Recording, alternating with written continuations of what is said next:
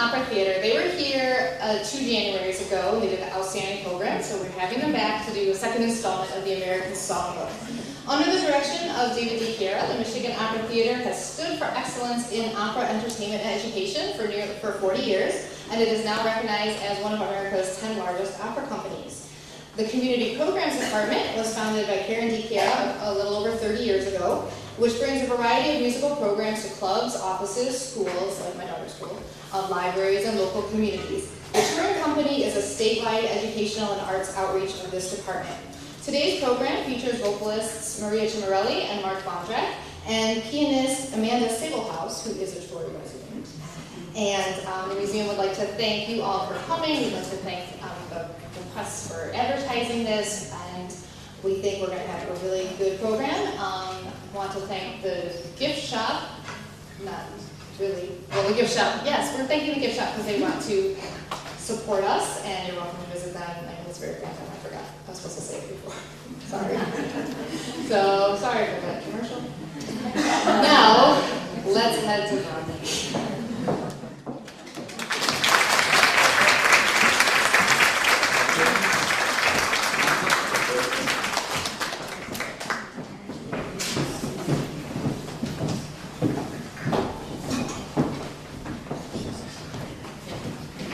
Hello, ladies and gentlemen. Are there any gentlemen? Yes, I see Mr. Rodriguez there. And, yeah. Good. We have at least a few gentlemen out there to even out the event. Thank you for the great introduction. And yes, we're singers from Michigan Opera Theater. Our home is the Detroit Opera House. We need your support, and we do have brochures. There's only one opera left this year. It's Rigoletto. It begins in May. For 5 performances. So come down and support us, please. My lovely leading lady, yes, is Maria Cimarelli.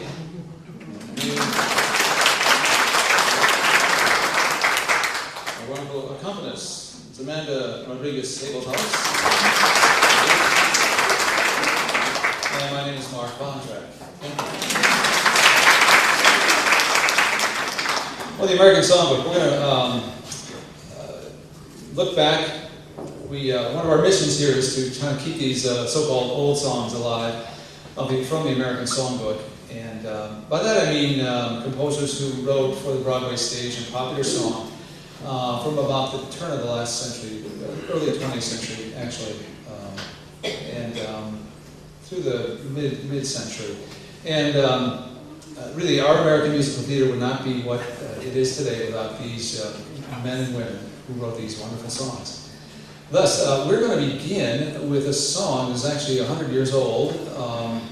We began our show last year with this particular song, written by a great American composer who was born in Russia in 1888, and he immigrated to America, began a songwriting career, and changed his name from Israel Berlin to Irving Berlin. So in honor of Mr. Berlin, this song is exactly 100 years old this year. It was written in 1911. So let's go back to that year. Ragtime was a musical rage, and this song took the country by storm and certainly put Irving Berlin on the map.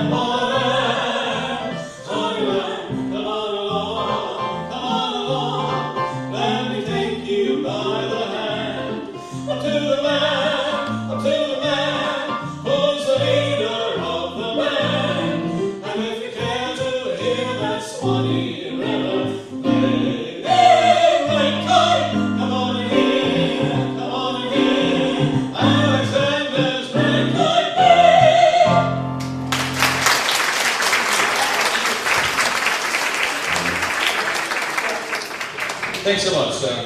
So our mini tribute to Mr. Irving Berlin. Our first set of songs is devoted to a great American composer.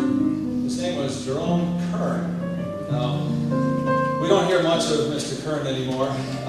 We hear occasionally one of his songs on the radio. He was born in 1885 in New York City, died in 1945, 60 years later in New York City. And in that time, he wrote an incredible amount of beautiful music, certainly just exquisitely beautiful music. He wrote 103 scores for both Hollywood silver screen and Broadway's stages, over 1,000 songs. He wrote with numerous lyricists, Oscar Hammerstein II, Otto Harbach, Dorothy Fields, the list goes on. His greatest success was the 1927 production of Songbook, which changed the shape of the American musical theater overnight. And you got to say about Jerome Kern's melodies, they have to be sung, and we want to keep these songs alive. Well, in the late 40s, just before Kern died, he was in Hollywood writing his scores, and he wrote a musical score for the movie Covergirl that starred Gene Kelly and the lovely Rita Hayworth. And this song was from that particular show.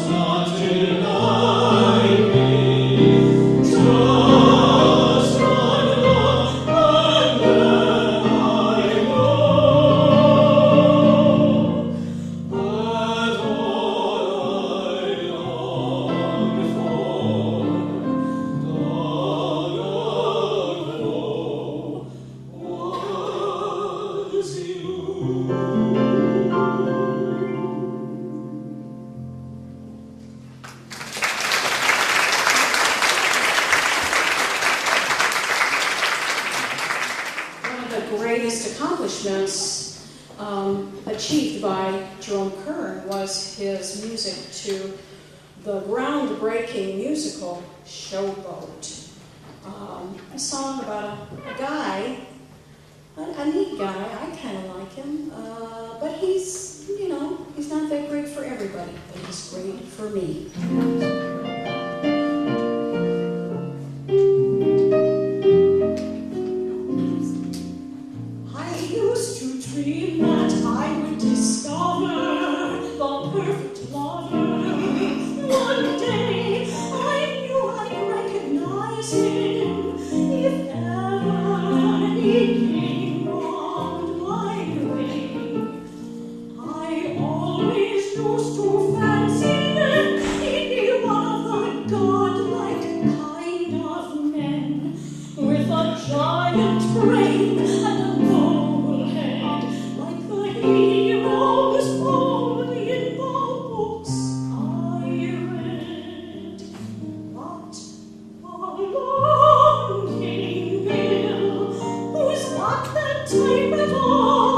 You'd meet him on the street and never know.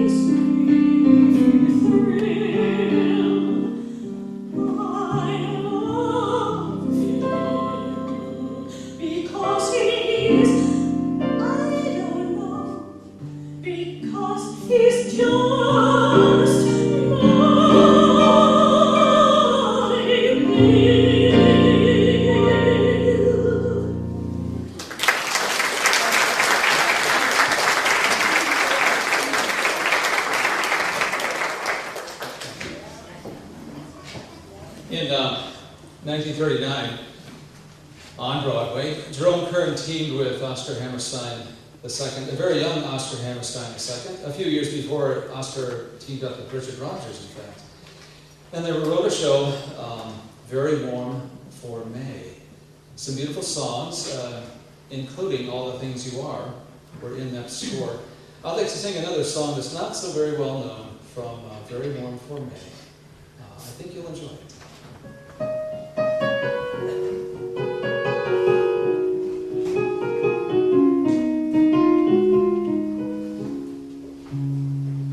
We are seen around New York, El Morocco and the Stork, and the other stay-up-late cafes. I am on the tongue with you these days. That's the way it stands. Just a fellow and a girl. We have had a little whirl, and our feet have left the ground a bit. We played around a bit. That's the way it stands. For we are strictly good time Charlies who like to drink and dance around and maybe kick romance around. And that's the way it stands. All in fun. This thing is all in fun. When all is said and done, how far can it go? Some cocktails, some orchids, a show or two, a line in a column that links me with you. Just for laughs, you're with me night and day. Or so that don't all say that I'm that way of you. Well, here's the laugh. And when I tell you this'll kill you, what they say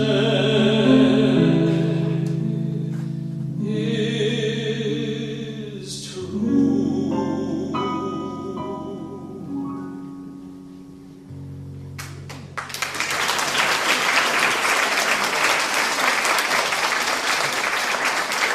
Thank you so much. That was called All in Fun. A little known Jerome Kern gem. Well, how many of you heard this old saying? I'm sure everybody in the room. They don't write them like that anymore. You know what? You could point to almost any Jerome Kern song and say that because they're so singable. They need to be sung. In 1931, a Broadway show called The Cat and the Fiddle. And again, Oscar Hammerstein was the lyricist. There's just a delightful little gem of a song, Jerome Kern. About a boy and a girl. I make up things to say on my way to you, on my way to you. I find things to say. I can write poems too when you're far away, when you're far away. I write poems too.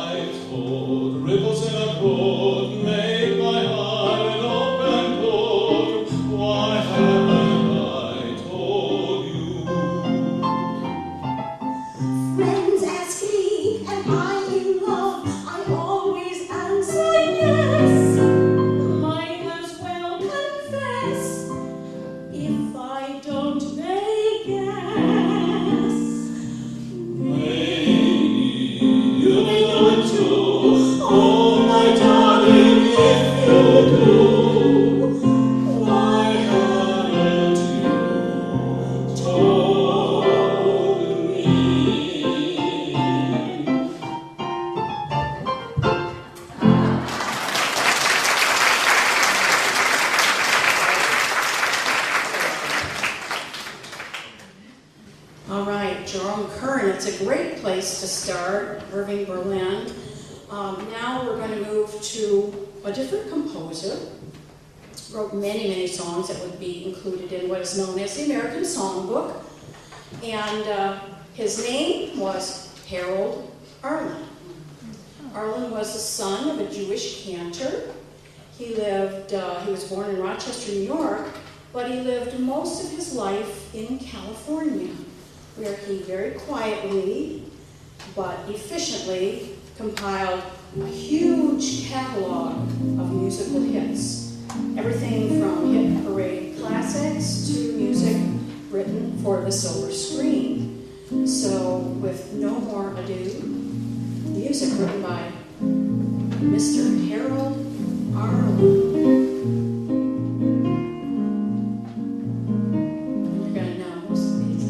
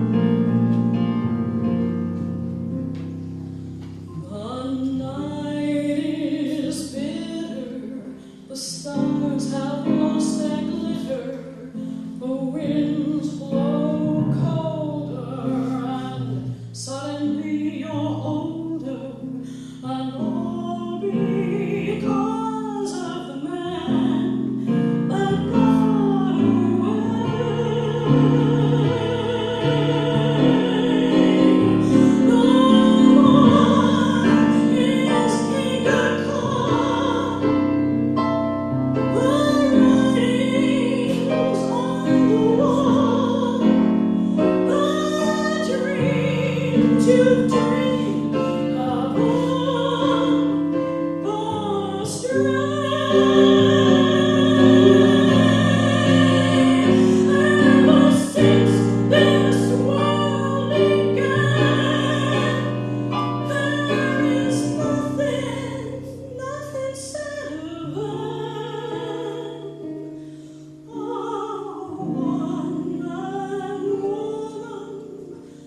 looking for the man that got away.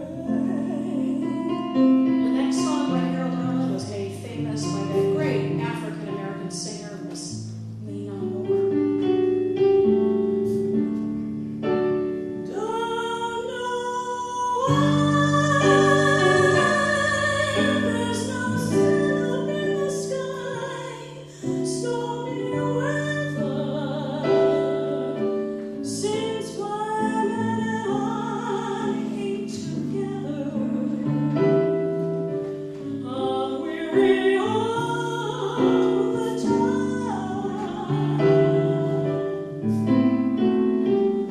Life is bad, and misery everywhere, stormy weather, just can't get my poor self together. I'm weary all the time, keeps raining all the time. We've got love blues in my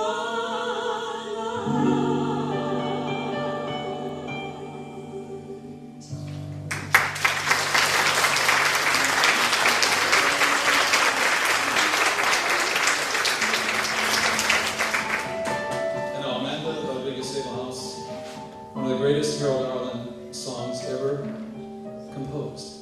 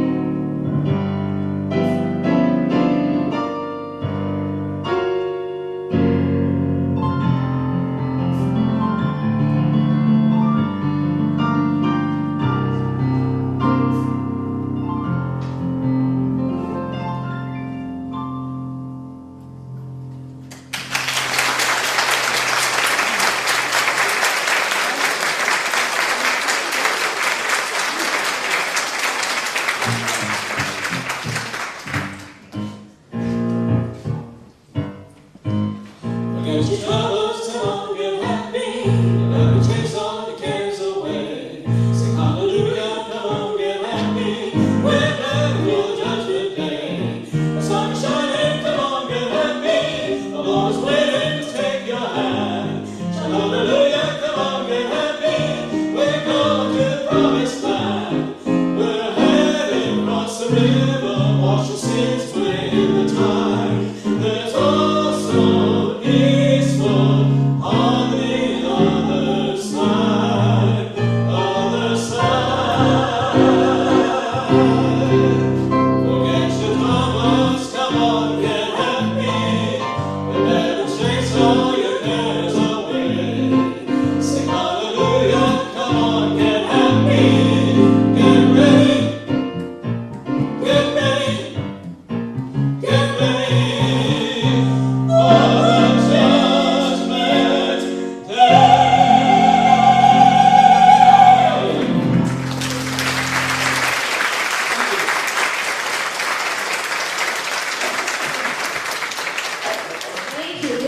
Mr. Harold Arlen. He wrote the music to The Wizard of Oz. Did you know that before you came today? Oh, great. I taught this educated audience something new. Now, last year, last time we were here, we did a section devoted to Richard Rodgers and the first lyricist he worked with, named Larry Hart, Lorenz Hart. We certainly want to focus on Richard Rodgers today. And, so we'd like to perform for you a few songs not only of when Richard Rodgers worked with Lorenz Hart, but then in 1943, the big change came. Lorenz Hart died, and Richard Rodgers then collaborated from then on with Oscar Hammerstein II. And Rodgers wrote music with other lyricists, but generally it was, in his career, it was Lorenz Hart early and Oscar Hammerstein later. Rodgers started writing songs in the 1920s with Lorenz Hart. And he was writing scores into the 60s. And with that in mind, let's start with a few tunes from the pen of Richard Rodgers and Lorenz Hart.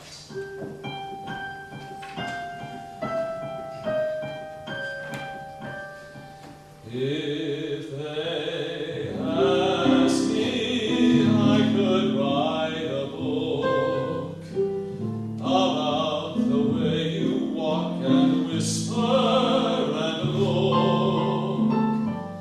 I could write a preface on how we met, so the world would never forget. And the simple secret of the plot is just to tell them that I love you a lot. Then the world discovers as my book ends how to make two lovers a friends.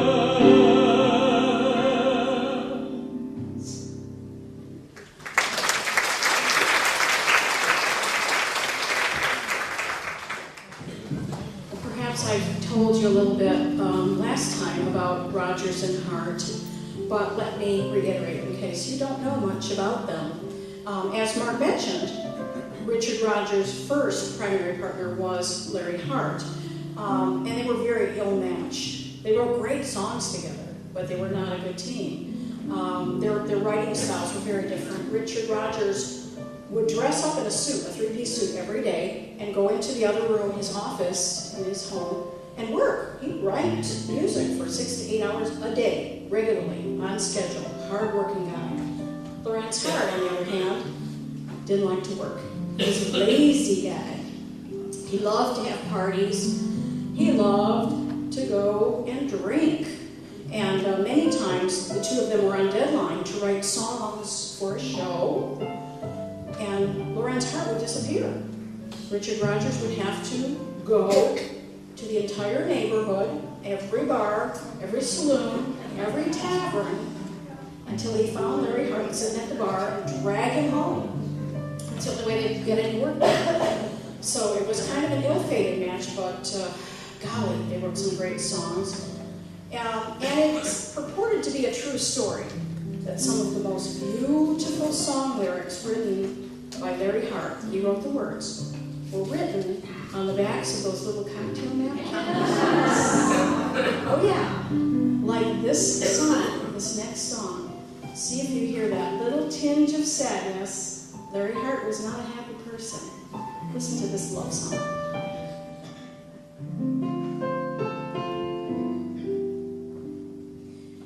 He's a fool and don't I know it, but a fool can have his charms. I'm a fool and don't I show it, like a babe in arms. Love's that same old sad sensation. Lately I've not slept a wink since this half-pint image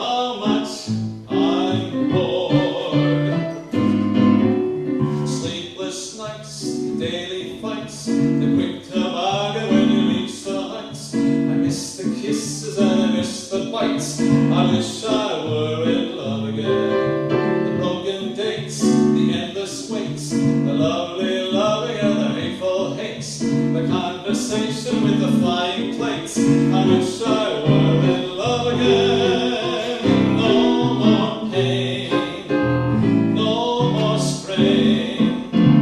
Now I'm sane, but I would rather be gaga.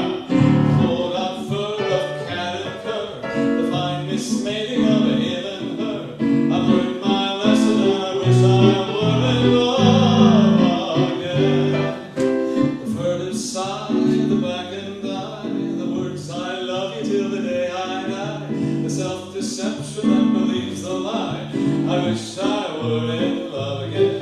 When love congeals, it soon reveals the faint aroma of performing seals, the double crossing of a pair of heels. I wish I were in love again. No more care, no despair.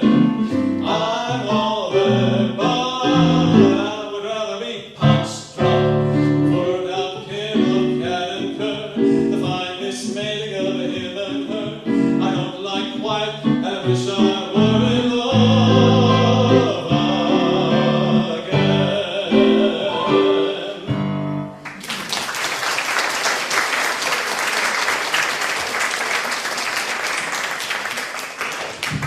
So compare the feel of the songs with Rogers, with Oscar Hammerstein. Richard Rogers wrote songs like "Getting to Know You" and "I'm as Corny as Kansas City." Like climb every mountain, you'll never walk alone, and But with Lawrence Hart, "My Funny Valentine," bewitched, bothered, and bewildered. Very different feel to those two composing teams, although the music was written by the same feller. Yeah, and interesting to note the working of these gentlemen. Maria mentioned the fact that Rogers would stay home in his studio writing music, and then he would have to find Lawrence Hart. So guess who? There's always that question: who wrote the music? Did the music come first or the lyrics? So in this case, it's pretty simple. The music came first, and Richard Rogers would find Lawrence Hart. But when Oscar Hammerstein came on board with Richard Rogers, he demanded that he write the lyrics first. He felt that the words, in his own way, were so important. And in many ways, they are. You find Oscar Hammerstein's his thoughts and ideas, his personality coming through as a true optimist. Yeah. Well, how about a nice optimistic song? Here we go. This is from 1950s, The King and I. It's a very ancient saying, but a true and honest thought, that if you become a pupil by your pupils, if you become a teacher by your pupils, you be taught. As a teacher, I've been learning, I keep learning. You'll forgive me if I boast, but I've now become an expert on the subject I like most. Getting to know you. Getting to know you. Getting to know all about you. Getting to like you. Getting to hope you like me. Getting to know you. Take it my way, but nicely. You are precisely my cup of tea. Getting to know you, getting to feel free and easy. When I am with you,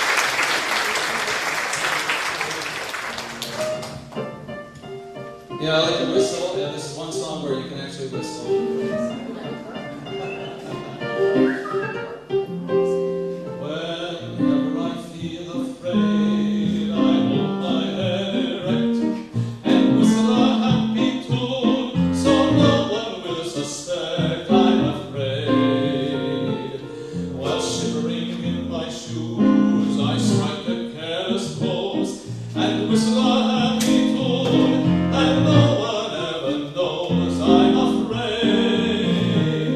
The result of this deception is very strange to tell, for when I fool the people I fear, I fool myself as well. I whistle a happy tune, and every single time the happiness in the tune convinces me that I'm not afraid. Make believe you're brave, and the trick will take you far. You can be as brave as you make believe you are.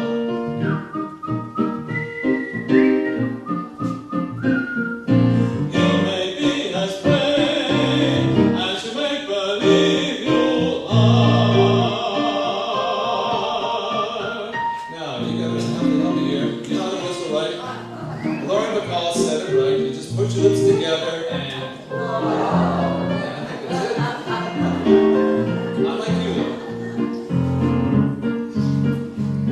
It's very strange to tell, for when I fool the people I fear, I fool myself as well. I whistle a happy tune, and every single time the happiness in the tune convinces me that I'm not afraid. Make believe you're brave, and the trick will take you far. You may be as brave as you make believe you are. Ready? Here we go.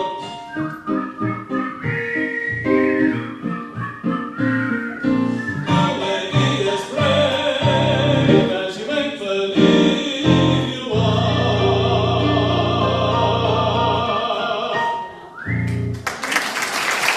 Thank you, very good.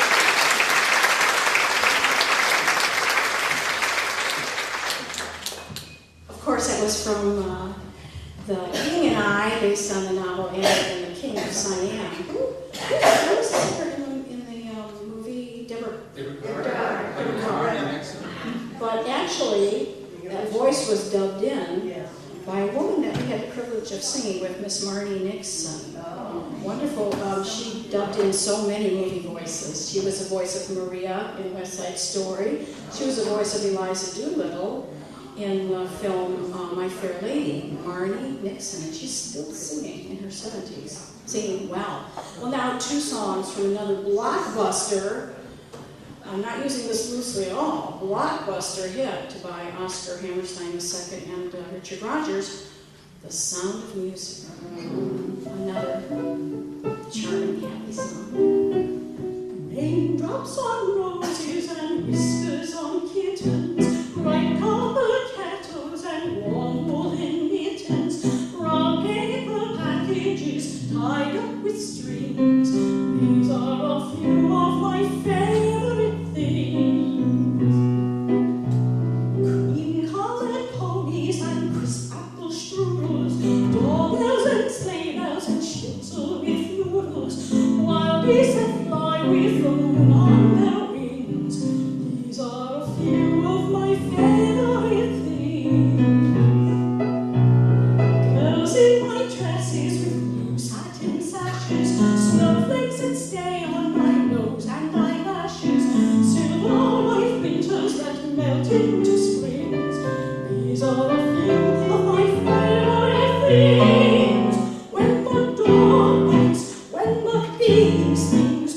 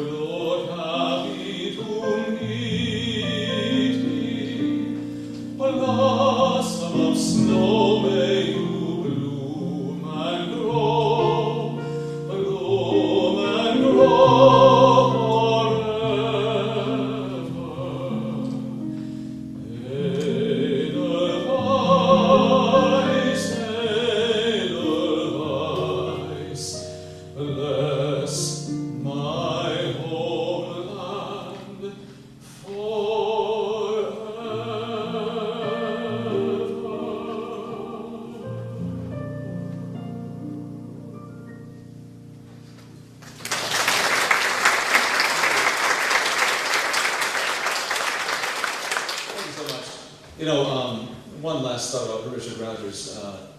I know we talked a lot about Jerome Kern earlier. Richard Rodgers stated many times in his life that he followed in the footsteps of Jerome Kern.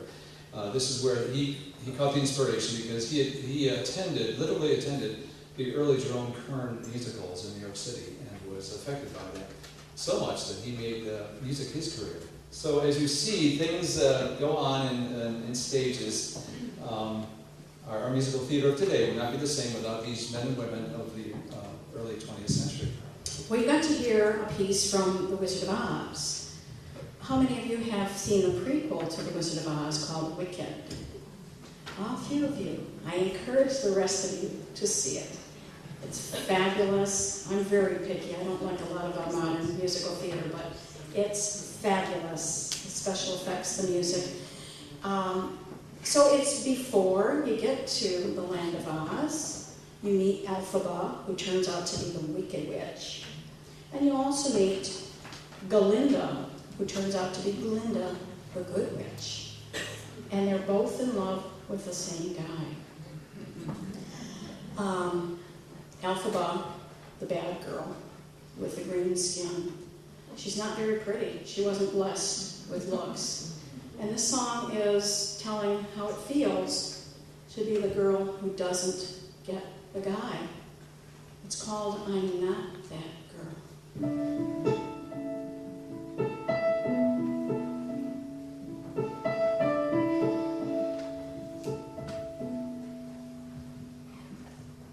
Hands touch, eyes meet, sudden silence, sudden heat, hearts leap with a giddy whirl. He could be that boy, but I'm not that girl. Don't dream too far. Don't lose sight of who you are. Don't remember that rush of joy. He could be that boy, but I'm not that girl. Every so often we long to steal to the land of what might have been, but that doesn't soften the ache we feel when reality steps back in. Lithe smile, lithe limb, she who's winsome, she wins him. Golden hair with a gentle curl, that's a girl he chose, and heaven knows I'm not that girl.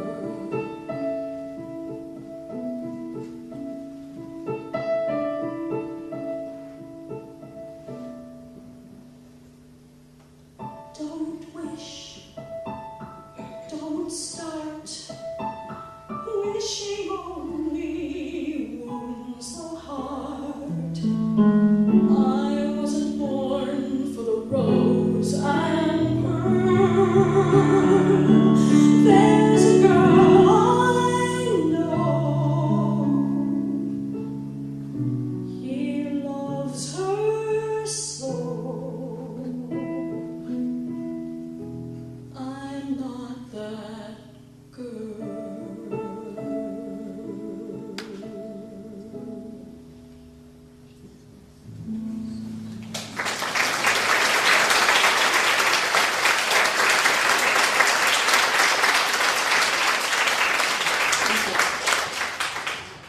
That was a Wicked by Stephen Schwartz. And we wanted to do at least one contemporary number to show you that songwriters are still writing great songs. I mean, if there's time, I'd like to do one contemporary piece. It's getting a little late, but what do you think? Let's do it. One of my favorite contemporary composers is Stephen Sondheim, and he writes incredible musicals. He's been in the business a long time. He worked under the tutelage of Oscar Hammerstein II to learn his craft. And he sometimes finds the strangest stories to put into music. You might know the story of Sweeney Todd, and A Little Night Music, which is based on a Swedish film by Ingmar Bergman. And another film, an Italian film from the 70s or 80s, I think, The Passion of Love, it was based on a novel of the 1850s, became a Stephen Sondheim musical called Passion. It won the Tony Award, believe it or not, for Best Musical in the 90s, 95 or 6. And yet it only lasted on Broadway for less than 300 performances. The first time that a Best winning musical had ever done that. You think it would go on for years and years. Sondheim is an acquired taste, but listen to this first piece. From the opening of Passion, we meet Clara and the soldier, her soldier friend Georgia. I'm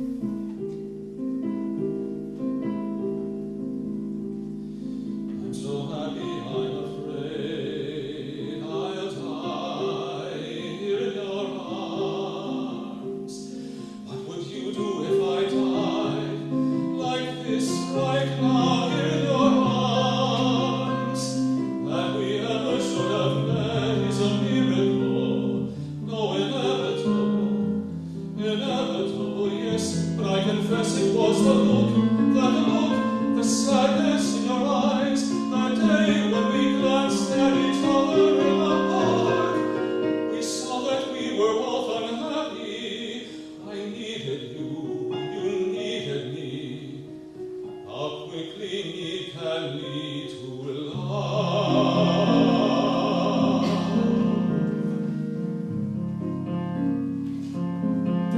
All this happiness, merely from a glance in the park. So much happiness, so much love.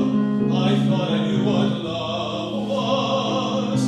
I wish we could have met so much sooner. I thought I knew what love was.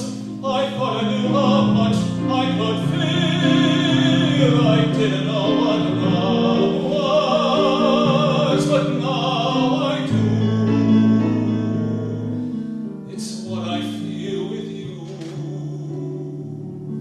the happiness I feel with you. So much happiness happening by chance in a park. Surely this is happiness no one else has ever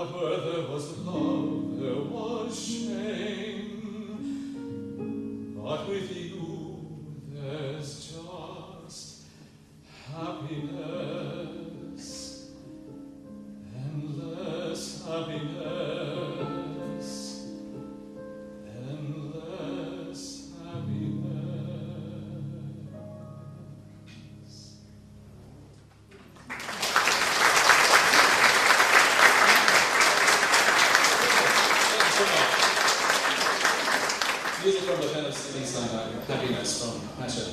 Well, it's time to go, and we're going to close with a tribute to one composer, one number from the upper crust society that was often the subject of the music of Cole Porter. It's run about the likes of Noah Coward, Irving Berlin, and Fanny Brice. Porter lived life in the glamorous fast lane, and he often satirized the very company he kept. So it is interesting to note one little known fact about this famous, sophisticated composer lyricist, namely, that he was born in Peru. You're joking. Oh. Peru, Indiana.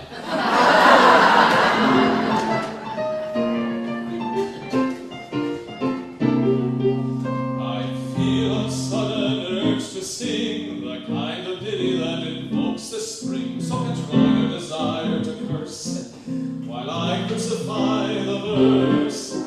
This verse I've started seems to be the tip antithesis of melody, so to spare you all the pain, I'll skip the darn thing and sing the refrain. Do sol mi do la si. Take it away. The night is young, the skies are clear, and if you want to go walking, dear, it's delightful, it's delicious, it's lovely.